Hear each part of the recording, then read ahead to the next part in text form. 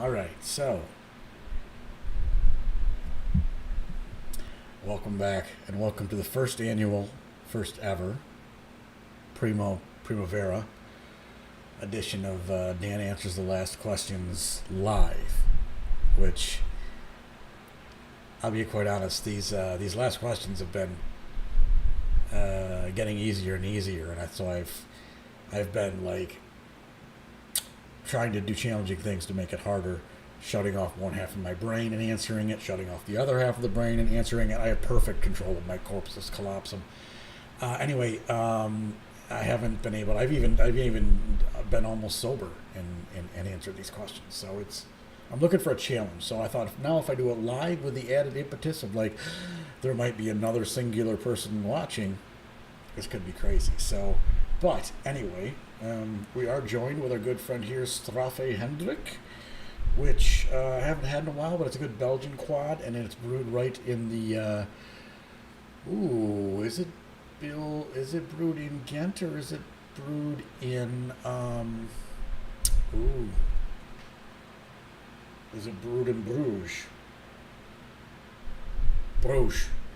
It's brewed in Bruges, and it's a tasty beer. It's a very tasty beer. Also joined by my good friend Jack Harrer, who's probably going to make his presence known on one or two occasions here, so everything's good. Anyway, where are we? Okay, so we left off with this question from David G. Myers, who is the professor of psychology at Hope College. And Hope College is, I had a few graduates of my high school that went to Hope. Most of them went to Calvin and then other places. But Hope and Calvin were like the competing, religious, but we're still going to be a college, so good luck with that. But anyway, I'm sure a lot of their stuff is just very, you separate out the other stuff, you're good to go. Anyway, David G. Myers' last question is, does religious engagement promote or impede morality, altruism, and human flourishing? And I'm going to say this, and this has never happened before, but, it's happened one time before. One time out of the 130 questions, I have thought about the question a little bit beforehand. This is the second time. The other time is way back towards the beginning, and I'll let you try and find it, see if you know which one it is. Anyhow, anywhere, anyway. I wrote down some notes, so I'm going to read the notes as I put them into my telephone. I put notes in my telephone. It's crazy. It's not 1986 anymore. Notes into my telephone, and I'm going to read the notes as I see them and then expound on them. Okay, the title here is Ridgian Question. Fair enough. First note. Under Ridgian question. 1. No answer but Ev Tiane Sitness, as others Yoda, only what to take with you. Okay. Yeah. Some of those are words. Okay. So the first thing that I thought about this answer, and it's that the boring answer, but probably the only actually kind of correct answer that you could answer this with is you have to measure this almost like you'd measure species success, or if you could measure a kind of like do the people that have this religious engagement, do they flourish? Do the populations that enjoy this, do they flourish? It's basically a math thing. And that's not the most exciting way to answer this, because it isn't really telling you anything. It's just like, well, look and see if the religious engagement, actually produces more offspring, and then you can say, yes, it's good. and then you want to subdivide this into morality, altruism, and human flourishing. I guess human flourishing,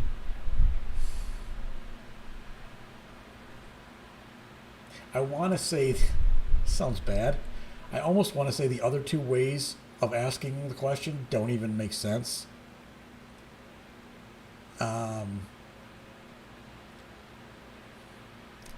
I'll get to that. Human flourishing is kind of probably the only one that you could be objective about enough to actually say, because you live, you die, you procreate, you don't. You can count up the numbers. It's a fairly, you just do the math on it. And that actually, as soon as you start taking, excuse me one moment here. One moment just to, yep, I think we're still going. One moment just to, yep, I think we're still going. One moment just to,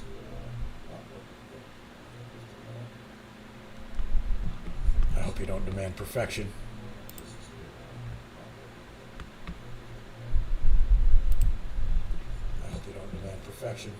Where was I? We were on to flourishing. So it's almost like counting an evolutionary species by its success by, where was I? We were on to flourishing. So I've got to turn that off. It's almost like counting an evolutionary species by its success by, where was I? We were on to flourishing. So I've got to turn that off. It's almost like I'm getting feedback from everything, and that's just annoying the shit out of me. Sorry about that. There we go. So anyway, you can do the numbers, you can do the math, and count up if that religion happens to be successful for the group, the tribe, the species. You can count it on different levels: the individual, the group, the whatever, the nation. But as soon as you try and answer this, and this is where my Yoda comes in, because I'm thinking about in like The Empire Strikes Back, where Luke is getting trained by Yoda, and then he sees like the dark that goes into the dark tree and stuff, where he meets Vader beforehand. Luke's like, what's in there? And Yoda's like, only what you take with you. If you try and answer this in other ways about morality, altruism, anyway, then that is more than just counting the numbers of like, is it successful because it leads to, good breeding. You are going to take in with it the biases that are going to kind of cloud your thinking, or let's not even say cloud your thinking because it's a little too judgmental, but you're just going to be taking in the biases that are going to answer that question. Because even if you get to something as scientific, if you want to make it scientific, as like saying, oh, I can watch when someone religiously, worships or something like that, and their dopamine levels are increased, and there's a more pleasurable experience, and it's good to go. And so you'd be like, that's an absolute benefit because I can see the numbers rise on my dopamine chart or whatever, so that's got to be good. Well, that is still subject to the thought of like, well, maybe that's good like a drug is good and it makes you feel good now, but it might be stopping you from doing something else that's good. It's not just, you can't just say dopamine hits or something is necessarily good.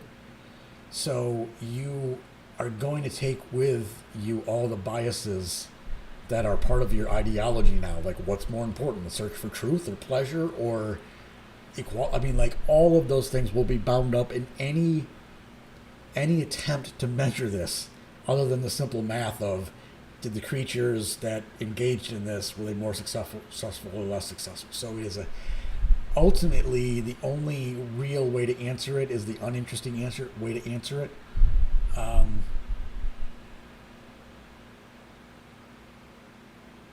Yeah.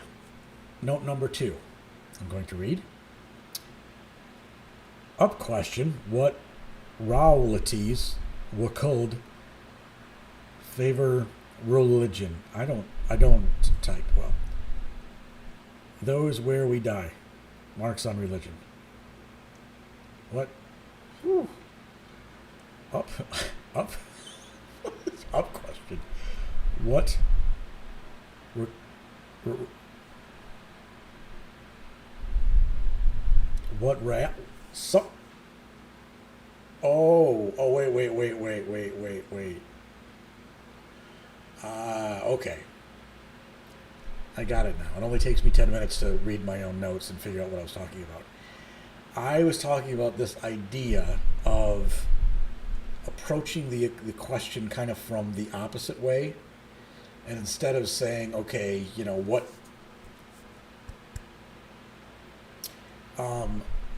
do religions help, look at it from a way different perspective and say, what types of reality, what types of universe, what types of whatever would favor religion. So, if you think about like conceptions of reality that would favor or not favor religion, what would those be? So I'm turning the kind of question on its head a little bit. But if you kind of think about it that way, this is where I go back to Marx, which I don't know Marx that well, so I'm not an expert. He doesn't know me at all, so his loss. I was thinking about what kinds of realities would favor religion, which made me think of Marx in his quotation on, or his basically talking, when he talked about, religion as the opium of the masses. He said a lot more than that. He said that that criticism of religion was not meant to basically to take the flower off the chains that humanity's living in. It's not meant to cut the flowers off of the chains. Religion being the supposed flower that change at least makes the change palatable. He said the criticism isn't meant to do that. It's to make us see that the condition that gives us the chains is what needs to be fixed and healed, and religion is putting the chains on us so that we can lose the chains and call the living flower. And it's a fucking beautiful idea. It's poetic. There's a certain immense type of beauty. It's also remarkably unchained to like a lot of Marx. I think it's wonderful, but unchained to kind of like the human biological condition and how we operate as humans. I just think Marx should have taken a few biology classes, even as much as we knew back in the 1840s or whatever. Anywho, it makes it say that the type of leads me into my next thing. One type of realities which would favor religion is, if you think about it, those types of reality that don't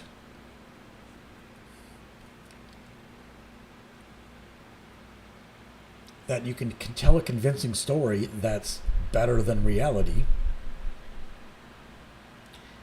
but also when it comes to death, the types of realities where we haven't invented Disneyland for the dead, which is I think where we're going. And I think this kind of led me on to a thought that I don't mean to be a sage. It just happens. What are you going to do? So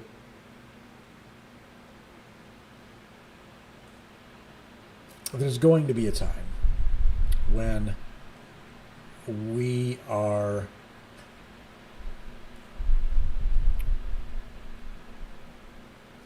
going to get uploaded into the cloud. There's going to be, I think, kind of a battle between like advances in healthcare that'll keep us healthy longer, and advances in virtualization of consciousness. And I think the virtualization of consciousness is bound to win out.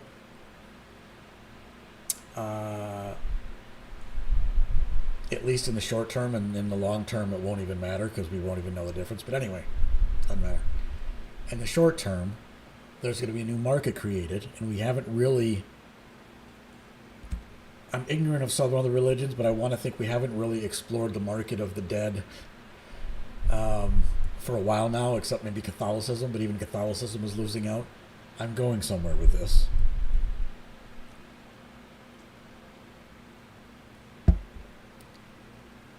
We're going to be able to upload ourselves into the cloud. We're going to be able to test out different versions of that. We're going to have AI systems that work on the data of our own life and our own experience, build that up into something that we feel like we can almost step in mentally. We'll be able to test it out. They'll get better. The algorithms will get better. The whatever will get better. It will learn, blah, blah, blah. We'll spend more time in it. There will be... So what's going to happen? The pace of that technology will outstrip the pace of the technology of longer life. So we're going to have a heaven in the cloud. As long as you pay your $29.95 a month to keep Grandma Louise, up and running. I think that's guaranteed. I think that's there is a whole, it's markets, baby. It's markets. Exploit a new market, find a new market. So it's we are going to be able to just, as long as you keep you keep your Google Cloud service going for the dear departed, and then you've got your tiered plans. I know it sounds rather dystopian. I don't know what it is. I just think it's just bound to happen. There's a market there. It's not being satisfied. Technology doesn't have it yet, but it's there. So anyway, that was another thought I had.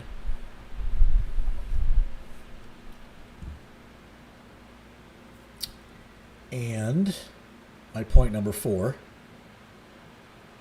metaphysics filled a gap. I'm really spoofing on this question, so we're going off from a little question. Whatever.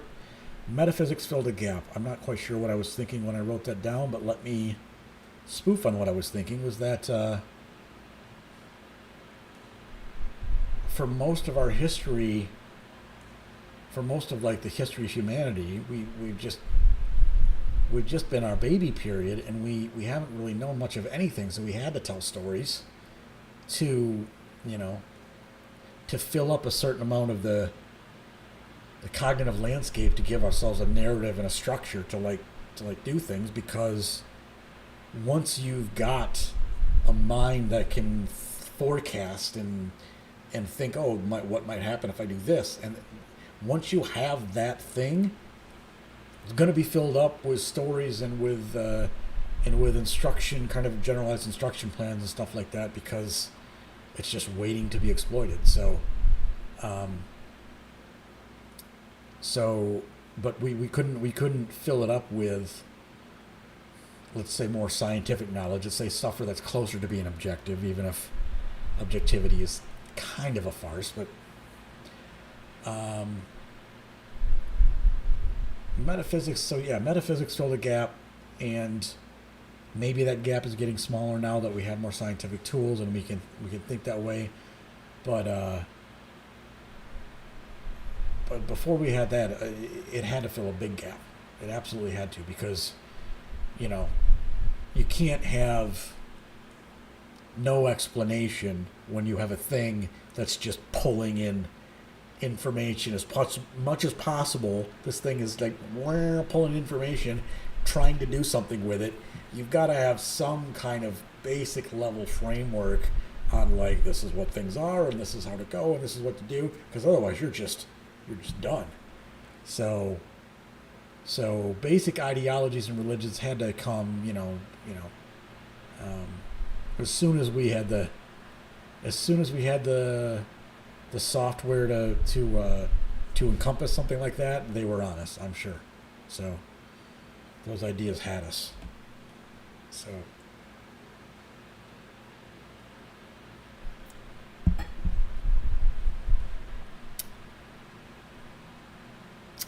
and then my last point, which goes back a little bit to the talk about Marx and the talk about the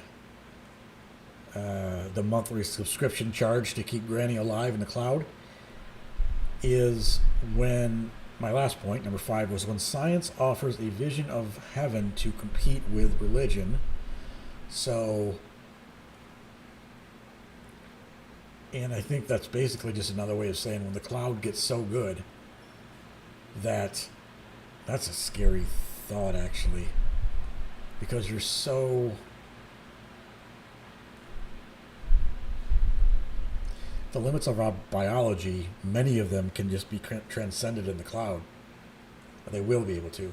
And also, likely you'd be able to architect your own physics to a certain extent.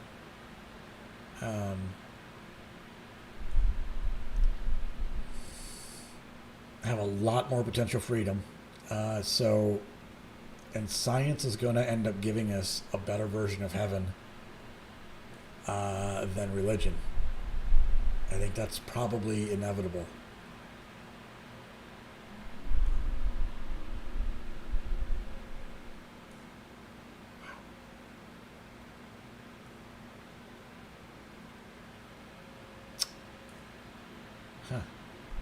But you know what's going to happen, quite likely? Our science is going to give us a cloud that may just recapitulate eternal themes of religion into our experience for our own pleasure, because it's still there.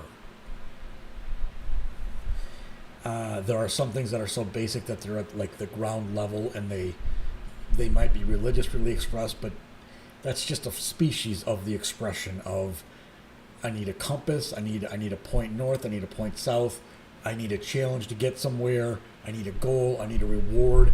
And those things become expressed religiously sometimes. They may be expressed in secular ways, but they are so deep at the ground floor that when we get to the cloud,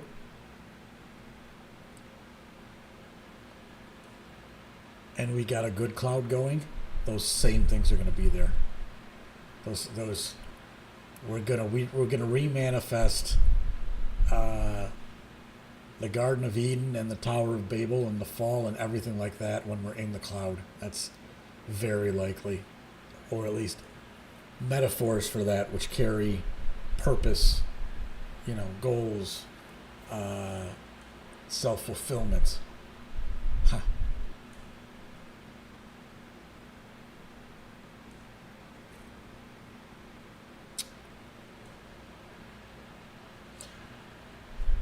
So David G. Myers, I don't know that I answered the question as posed. I answered some of it as posed. The simple answer is yes, of course, unless you're just counting up descendants and answering this post facto, you're gonna bring all your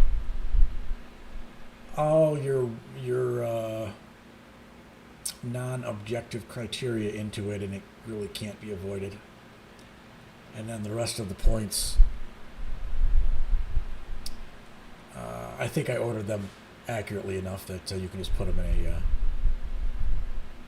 in a formula, absolute value of. Anyway, so that was a very interesting question, David G. Myers, and thank you very much. I'm going to take a break.